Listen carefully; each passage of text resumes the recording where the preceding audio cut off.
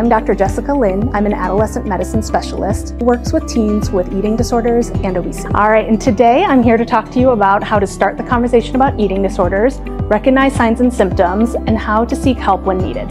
As parents and caregivers, you play a crucial role in helping your child learn how to develop a healthy relationship with food and their bodies.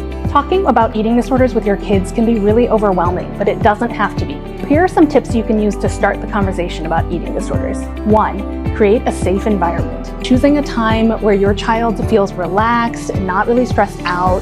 Sometimes parents find that talking in the car is really helpful. 2, ask open-ended questions. How do you feel about food? Has junk food been really freaking you out? How do you feel about your body? 3, share observations without blame. I've noticed that you haven't been eating as easily as before, or food really seems to stress you out. And 4, focus on their feelings, not their weight. This is a nice way to bring forward the things that you're worried about without bringing in any blame. The goal is just to ask questions, listen without any judgment, and let them know that you're there to support them. Recognizing the signs and symptoms of eating disorders can be difficult, especially at the early stages. All teens go through periods of time where they're worried about how they look or what they're eating. What is normal versus abnormal? Abnormal behaviors include when your kid might be avoiding things that they normally would have enjoyed. Pizza party with their friends, or going out to dinner with their family. Those are ways for you to tell that some of these behaviors or dieting behaviors aren't normal anymore. A lot of parents, patients, and caregivers, when they think back, they realize that it didn't really happen all of a sudden.